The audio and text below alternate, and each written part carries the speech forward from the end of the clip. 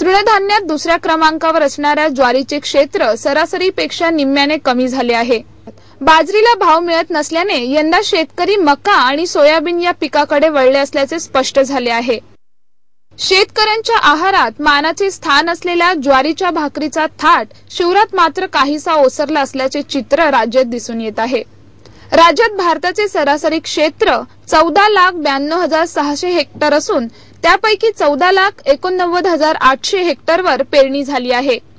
मका क्षेत्र 6 लाखावरून 9,55,000 हेक्टर पर्यंत वाढले आहे, तर सोयाबीनचे क्षेत्र 27,99,200 वरून 39,04,500 हेक्टर पर्यंत वाढले आहे। कमी भाव मिळत असल्याने ज्वारी, मका, सोयाबीन आणि तेलबियांकडे शेतकरी वळत आहेत।